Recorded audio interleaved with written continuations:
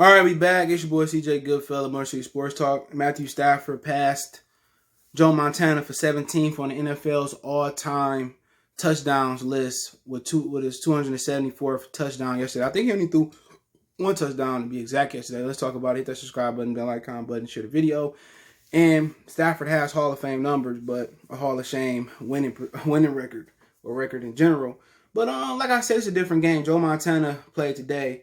He probably would threw for 400 touchdowns in this era. What you got to understand is in an era where you can't jam a receiver past 5 yards and where you can't hit a receiver, you got a defensive receiver. It's just a different dynamic in the league today. You put Joe Montana in the league today, him and Jerry Rice are probably neck and neck for MVP every year.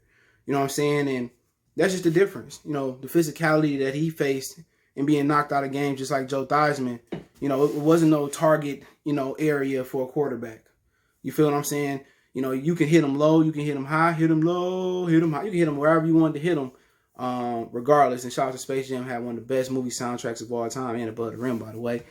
But, yeah, I don't look at him no different. Matthew Stafford got a lot of Lion records, and he kind of pushing close to a lot of NFL records just based off of padded stats. Put his playoff resume up there, and that'll really tell you the status of him as a Hall of Famer, but it ain't his fault.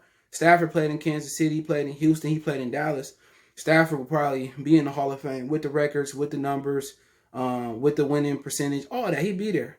You know, the Lions just destroyed another potential great career that could have been, better than great. Well, his career is okay, but it could have been better than good, better than great. He just landed in the wrong spot. And the franchise tag is holding a lot of players hostage in this league, man. And that's just the God honest truth, man. You know, if it wasn't for the franchise tag, Barry Sanders would have went elsewhere. Calvin Johnson would have went elsewhere. If they did a situation like if you signed with the team that you was with and you get a supermax contract like the NBA, I don't think Calvin Johnson, Barry Sanders, or Matthew Stafford will be still staying with this organization. It's just a shitty organization. Calvin Johnson should have went down as the greatest receiver of all time. Barry Sanders should have easily went down as the greatest running back of all time and damn near impossible to catch. Herman Moore should have went down as a great receiver. Lomas Brown should have been a Hall of Famer. Robert Porcher should have been a Hall of Famer 10 times over again. You keep going on, and they destroyed more careers than they helped. You know, obviously Matthew Stafford is a victim of this circumstance, but for sure, if he was with another team, he wouldn't have missed the first 2 years of his career damn near with injuries. It's just that he came into an 0-16 situation that never really fully dug themselves out that hole, and, for him, a playoff win would be like a Super Bowl, but yeah, it ain't his fault that he ain't a Hall of Famer. He did the job. They just never provided him with the running game or the structure of a good organization. But some people making the case for him just based off numbers in the Hall of Fame. Yeah, you can do that, but look at his playoff resume. Look at his resume versus teams above 500, which, again, this is a team game. But then again, his organization didn't put the team around him where he could be successful in that damn column. And, you got to blame the Force for that. They've been a death wish to the Detroit Lions for all time. If they put that same effort into the Tigers or into the Detroit Pistons, they would have been sold the team, because if those teams don't do well, Comerica's empty, going back to Tiger Stadium was empty. I can remember in the 90s in Tiger Stadium, they could hit a home run. You could run to the other side or into the home run side, and you can go get the ball. Nobody went to those games at all. The Tigers was atrocious in the 90s. Same thing with the Pistons. They had Grant Hill, and they was competitive. I remember they won, 56 games one year. But a lot of those down years, the Fords wouldn't have flipped a profit. They wouldn't have made no money. It just so happened they got the team that the city loves the most, the Detroit Lions.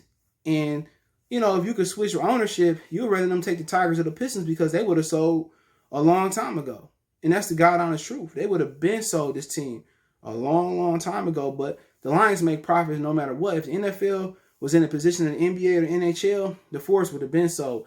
And we shouldn't have to suffer the Staffords, the Ndamukong Suhs, the Lomas Browns, Calvin Johnsons, Robert Porcher, Luther Ellis's, everybody that played here that could have been great or was great. They shouldn't have to suffer because of the Fords. And that's what the situation with Stafford. Stafford was with the Rams, with the Raiders, with the Dallas Cowboys, with the Philadelphia Eagles. He would probably have a Hall of Fame resume, passing-wise and record-wise. And unfortunately, the Georgia Bulldog luck rolled over to Detroit Lions bad luck, and he's just in a situation where, he chose the money. He could have forced his way out of Detroit. He chose the money. He chose to have a comfortable relationship with the Fords, and to be honest, Matthew Stafford could retire, and a couple years later, he could be the head coach. He could be the GM, of the Lions. Shit, if he get an ownership group together, they might sell. If they might sell to Matthew Stafford, they love him so much, or pass it down to Stafford because they love him so much. My whole thing is, he suffered his college career with a bad luck state in Georgia. He suffered in his pro career.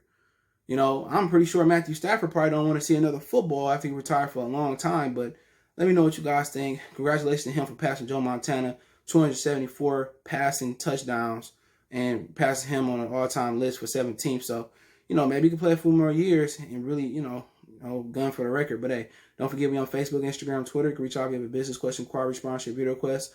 All my social media links in the description. If you want to reach out, hit me up. If you want to advertise your business on the channel, hit me up. Got video requests, hit me up. Want to make a financial donation, Cash App CJGood313. That's in the description. PayPal link there as well too. Appreciate the love, support. One time for the one time. It's your boy CJ Goodfella. We gone, but first don't forget to check out Detroit Lions Talk playlist. Check us out on Sportscastr, create a profile, and follow me there for all the live streams. The links in the description. We gone.